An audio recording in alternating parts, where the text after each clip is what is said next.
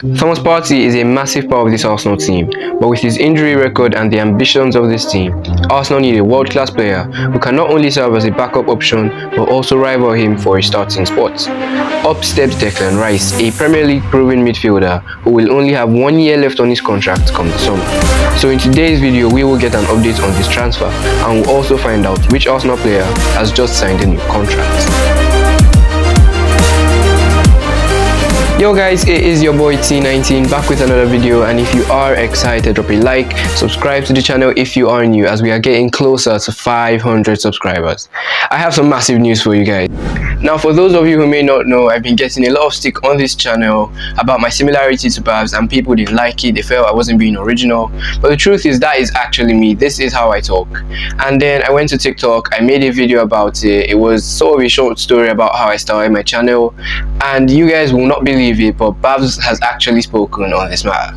First of all, he liked the video, added it to his favorites, and also dropped a follow on my TikTok. I am now followed by Babs14, but it only gets better. Babs then proceeded to comment, "Nothing but love, my friend. So happy you enjoyed my content enough to begin your own. Keep at it, I'm sure you thrive, and I'll be watching." This is crazy. This is absolutely insane.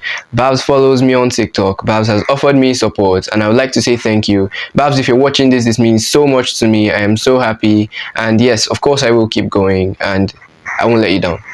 Now back into the video, let's talk some Arsenal transfer news. Now I know we've already signed Jorginho and he's looking very decent at the moment, but at 31 years of age, I don't think he's a long-term solution, and Arsenal obviously agree with me, hence why they gave him a 1.5-year contract. In terms of Jorginho though, he's been talking. Speaking on his move away from Chelsea, he said, "I had spoken to Chelsea and I knew I was no longer part of their plans. Sometimes you must accept when you're out of a project, things come to an end. I wanted to progress in my career and the Arsenal project suits me. I love their ideas." Moving from 10th to 1st, challenging for a spot in Europe to challenging for the Premier League title, I think it's fair to say Jorginho has definitely progressed. But now that that's done, let's talk Declan Rice. According to Peter O'Rourke, Arsenal lead Premier League rivals in the race to sign Declan Rice after further encouragements behind the scenes. His precarious contract situation means West Ham are only likely to be able to command a fee of between 70 to 80 million pounds.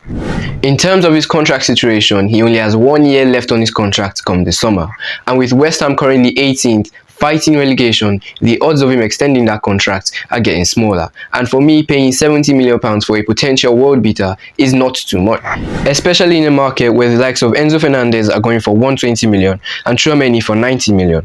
This is a big opportunity that Arsenal should capitalize on. With more reports from sources that understand the situation emerging that Arsenal are in sustained contact with the player's representatives ahead of his summer deal and are willing to hand him a long-term contract worth in excess of £200,000 a week. Yes, this is a blockbuster transfer. It's going to be very expensive, but it's something Arsenal should definitely be able to afford. With a return to the Champions League potentially on the cards and the potential of Premier League glory, Arsenal should definitely have the finances to fund this transfer. Now, in terms of the player himself, he's got some very decent stats. First of all, defensively, winning 41% of his tackles, 59% of his duels, 61% of his aerial duels, 32 clearances, 10 blocked shots, 37 interceptions. But Declan Rice is a complete player. He offers way more than just defending. Just look at his distribution, getting 2 assists, 1,371 passes with an 89% accuracy, making around 60 passes per 90 and having 73 touches per match. All of this in a West Ham team who are underperforming, they are fighting relegation, and he's also the captain as well, meaning that leadership quality is definitely there.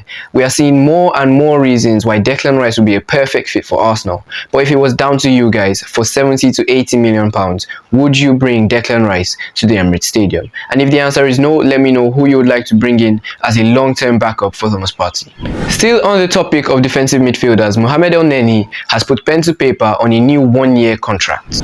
As Elneny announced on his Twitter, "A new chapter begins in my journey with Arsenal. I just signed a new contract.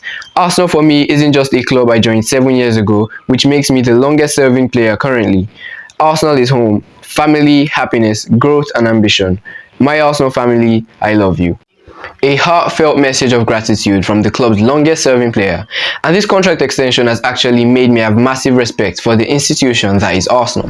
Elneny's contract was set to expire this summer and he was set to leave the club, but earlier this year he sustained a long-term injury, so Arsenal decided to give him a one-year extension, allowing him focus on recovery. Taking care of one of our players, this is why Arsenal is more than a football club. Arsenal is a family. The atmosphere around the club right now is terrific. It is a wonderful thing to be part of the club at the moment, and that is part of why the club is doing so well. You can see the obvious progress that Mikel Arteta's Arsenal are making, because they are now 1 point behind Arsene Wenger's Invincibles with 15 games to go. The Invincibles finished on 90 points. Make of that information what you will, but what I will say is let's take it game by game, remain level-headed, and see where we are on the table come May. Yes, ladies and gentlemen, we have come to the end of this video, so if you did enjoy it, don't forget to drop a like on the video. It really helps me out. Subscribe to the channel as well, as we are charging towards 500 subscribers. I'll see you guys in the next one.